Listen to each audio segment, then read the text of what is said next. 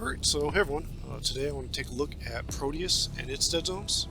So both dead zones, the camera and the movement, are the same, so I'll mostly be focusing on the camera. But by default, the dead zone is about 28%, and it's generally a circular shape, but it moves a bit into corners in the diagonals.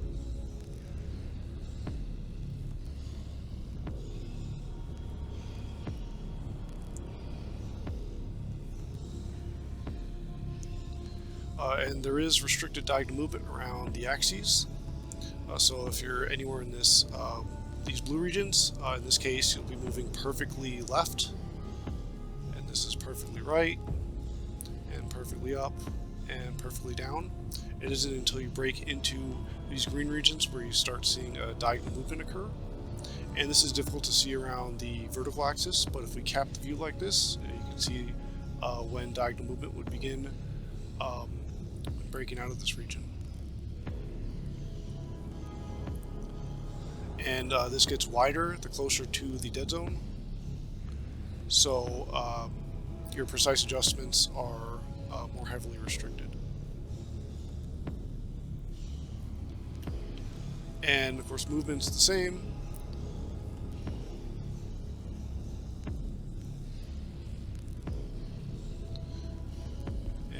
You only start seeing diagonal movement until you break out into these green regions.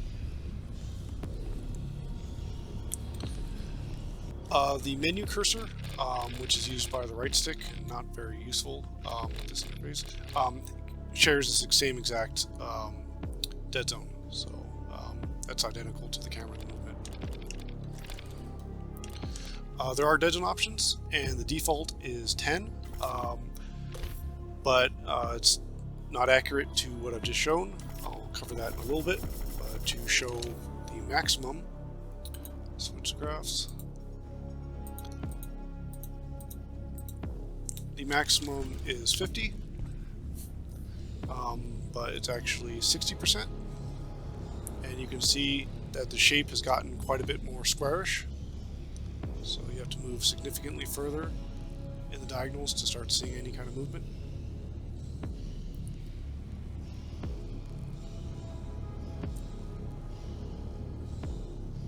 And the restricted angles have increased with this, so I can make these huge bobbing motions and move perfectly left.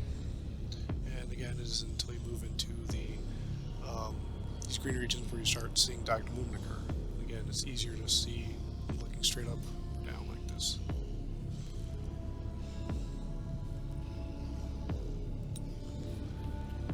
And movement is identical.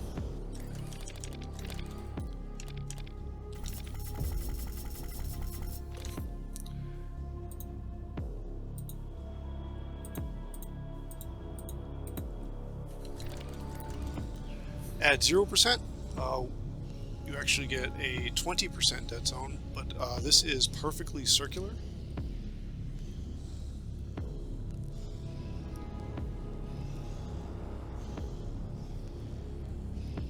And there is full diagonal movement at this size. Again, difficult to see around the vertical axis, but you can see that occurring right here, where I can move right around this horizontal axis, and you can see that it is moving subtly around the axis.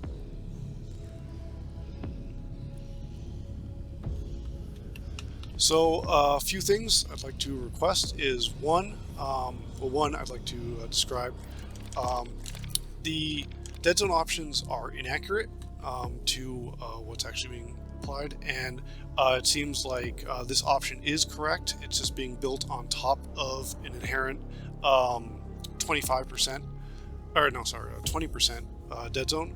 I'm not sure if that explains the size, if they're setting up whatever dead zone that changes shape, but there's an inherent 20% default dead zone, and this is relative to that. So if we put it at 50, it's 60 because you have the default 20% dead zone, and then 50% of this remaining range is 40%. So 40% plus 20% gives you that 60% dead zone at maximum sensitivity. So The first thing would be to get rid of this inherent dead zone so that this dead zone option can be accurate. If you set a 0% dead zone, you should get a 0% dead zone. I don't know if this inherent dead zone is circular and they're using something else or whatever, but the second thing would be to change to just circular dead zones so that if you wanted to use a larger dead zone, you can do so without warping the dead zone shape or restricting diagonal movement. You should, if you need to, you should be able to play at a 50% dead zone and play with full diagonal movement. Lastly is this dead zone option controls both the camera and the movement dead zone, and this should be separated because players might like to use a small camera dead zone but a larger movement dead zone. They might be able to control the drift for any camera movement, or they might want the precision for it, but movement they don't want drifting at all. So separating the movement and stick dead zones would be requested there. This game does have options for the acceleration curve, and by default this is 1. This actually corresponds to a quadratic curve, so that starts out slower and then builds up to the maximum turn rate.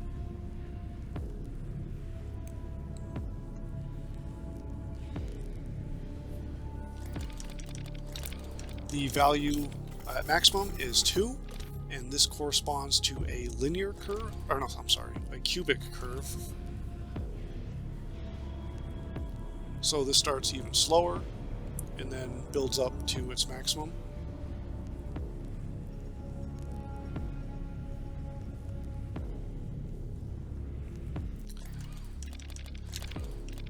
And the minimum value here is 0, which is the linear curve. So it starts the fastest of all of them and then builds up linearly until the same maximum.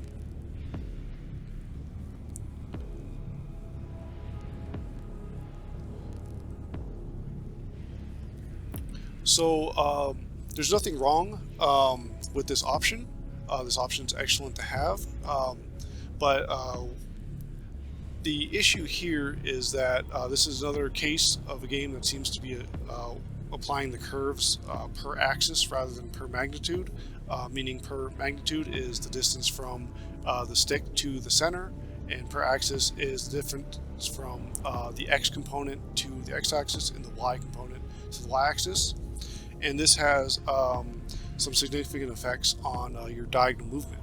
So for example, if I move around the vertical axis here, you can see that bobbing pretty easily. And I'm going to use this comparison looking straight up or down. I'm going to just move within this 20% range, and you can see just how sensitive this horizontal movement is when capped like this. Now if we change this to its maximum, a cubic curve,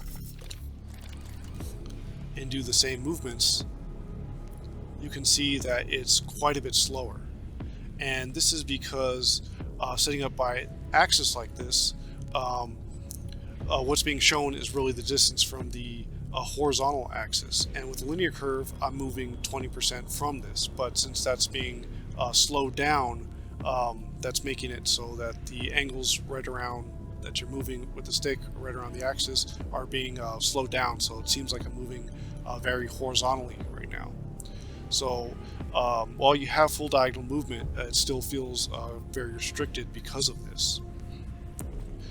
So in comparison with magnitude-based setup, both should look the same, because if you had them set up the same, they would both be capped at this point. So there wouldn't be a difference. So that's the thing that needs to change here, is this just change from an axis-based system to a magnitude-based system, so that way you can set the curve you want to use and have this not affect your diagonal movement at all. So in summary, add a new stick dead zone option, so that we can have separate dead zone options for the movement and the camera. Remove the inherent dead zone and switch the current dead zone to be perfectly circular, so that you can use dead zone at any size and have full diagonal movement and a circular dead zone. The look acceleration should be changed from an axis based to magnitude based, and together that would make the stick controls feel great. In addition, I want to also comment on weapon switching in this game. So normally you can press the left bumper and either use both sticks to cycle through this list of weapons, or the D-pad to cycle through when this menu is brought up. You can additionally use the D-pad to cycle through weapons, and this is listed as cycling weapons left, right, up, and down, and you would think that would correspond to this grid, but however, if I say press down and right, you'd expect me to get the super shotgun with the D-pad, but if I do so down and right, I get the pistol, and that's because both left and right and up and down just cycle through all of your weapons. So it would cycle like this and then go back to shotguns, go through those, and go through those. I don't have all the weapons, so you're not going to see all of them, but you can see up. If I just press up and then down, I'm cycling backwards, and then if I press left, I'm going backwards, and if I press right, I'm just going forward through all the weapons. So doing it through the D-pad takes quite a bit longer, since there are a total of 18 weapons in this game. That would take forever to cycle through, and while this is a little more efficient, you're still pausing the game essentially to cycle between all these weapons. So that's kind of cumbersome. I think something that might be a little difficult UI-wise, but would be much more effective, is to mimic what Serious Sam has done. Serious Sam has set up a weapon wheel where you have all your weapon types accessed by directions on the wheel, but then once it's highlighted, you can use the trigger, either trigger to cycle between weapons of that type, and that would make weapon swapping quite a bit better and faster, because that way you could cycle between, in this case you'd have a 6-way wheel, cycle between all of your base type weapons instantly. You just bring up a weapon and point in a direction and you'd get that direction. But you could also, pull the trigger and it would cycle to the next match, which would still be almost instant. And then you just double tap that to switch to your third tier of weapons. So you could switch weapons really close to near instantly for the first 2 tiers, and the third tier would just be a double tap away. So you'd never be further than a double tapping a trigger in addition to the wheel button. So I think that would really help weapon swapping, because currently, while this definitely works, it pauses the game, so there's no danger here, it does stutter it. So every time you want to switch weapons, you have to pause the game, especially if you want to cycle between, the sniper to the machine guns. You have to cycle quite a bit to get there. Whereas with something similar to Serious Sam's method, it could be pretty instant. The last thing I want to comment on is the performance of this game. So as you can see, this is a very pixelated game, and it's running okay right now. However, with this pixelated default setup, we still see performance drops, and it's fine right here, but it often can hover around 40, 50 frames per second. Other people have tested that, but if we bring this to a native resolution, which I can't show the performance because I'm recording at 30 frames, but you may be able to see a difference here. The performance drops greatly, and of course it's a higher resolution, so it's going to drop more. But this is kind of a retro shooter with relatively simplistic graphics. Of course, there are like more modern techniques like reflections and decals and stuff like that, which are the main source of this. But playing at the native resolution is really rough. I mean, it consistently seems to be about 20 frames or so, which isn't particularly useful for a fast-paced shooter. So either ideally this could be optimized so that it just performs better, or maybe we can get more PC options to control the amount of reflective quality and shadow qualities, whatever, more PC based settings, so that this can perform better. Because in some of the later missions where you're fighting lots of enemies or in more complicated areas, even at this 360p resolution, it can start becoming sluggish, and that, at least for the visual fidelity, doesn't seem like that should really be the case. So having a bit more options to either tone back some things, or if there's some other way to optimize this, that'd be nice to see implemented. But otherwise, that about covers things. So hopefully we can see an additional dead zone option to control the movement and camera dead zones separately, and get that fixed. So that the size can be accurate and we just use circular dead zones. The possible implementation of a weapon wheel that allows us to cycle through types instead of just scrolling between all of our weapons in this kind of menu. And performance optimizations. Otherwise, that's about it. Yeah, thanks for watching, and everyone, have a good rest of your day.